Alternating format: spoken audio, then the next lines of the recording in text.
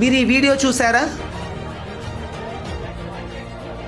Recent గా చెన్నైలోని Loyola college లో జరిగిన జాబ్ ఫేర్ కి ఏకంగా 80,000 మందికి పైగా స్టూడెంట్స్ అటెండ్ అయ్యారు. ఇది ఒక్క తమిళనాడులో మాత్రమే కాదు, ఇండియా మొత్తం అన్ఎంప్లాయ్మెంట్ సిచ్యువేషన్ ఇలాగే ఉంది. అండ్ రీసెంట్ గా జూలై 6న మైక్రోసాఫ్ట్ కంపెనీ ఒకే రోజు ఏకంగా 4,800 మంది ఎంప్లాయీస్ ని, అంటే మైక్రోసాఫ్ట్ టోటల్ వర్క్ ఫోర్స్ లో 2.1% ని తీసేసింది. దీనికి one of the major reason AI. In fact Microsoft company AI infrastructure మీద ఈ ఒక్క సంవత్సరంలోనే ఏకంగా $190 బిలియన్ ఇన్వెస్ట్ చేస్తుంది. అండ్ మైక్రోసాఫ్ట్ తో పాటు అమెజాన్, మెటా లాంటి టాప్ టెక్ కంపెనీస్ అన్ని కలిపి ఈ ఒక్క సంవత్సరంలోనే ఏఐ మీద ఏకంగా $700 బిలియన్ స్పెండ్ చేయబోతున్నాయి. ఇక్కడ ఏఐ ఇన్ఫ్రాస్ట్రక్చర్ అంటే సింపుల్ గా చెప్పాలంటే మనం డైలీ యూజ్ చేసే చాట్ జీపీటీ లాంటి టూల్స్, మొబైల్లో ఫోటో ఏఐ లాంటి ఫీచర్స్, ఇవన్నీ రన్ అవ్వాలంటే వేల కోట్ల విలువైన data centres and advanced chips కావాలి. అయితే ఇండస్ట్రీలో ఇలాంటి అడ్వాన్స్మెంట్లు జరుగుతూ ఉండడంతో కంపెనీస్ కూడా ప్రాపర్ ఏఐ స్కిల్స్ ఉన్న ఎంప్లాయీస్ ని హైర్ చేసుకుంటున్నాయి. అండ్ ఇలాంటి స్కిల్స్ ఉన్న వారికి average salary 17 to 19 lakh per annum offer చేస్తున్నాయి. కానీ రిపోర్ట్స్ ప్రకారం మన ఇండియాలో ఉన్న ఐటీ ప్రొఫెషనల్స్ లో కేవలం 16% మందికి మాత్రమే ఏఐ స్కిల్స్ ఉన్నాయి. అండ్ ఎగ్జాక్ట్లీ ఈ ప్రాబ్లమ్ ను అడ్రస్ చేయడానికి ఐహబ్ ఐఐటి 4 months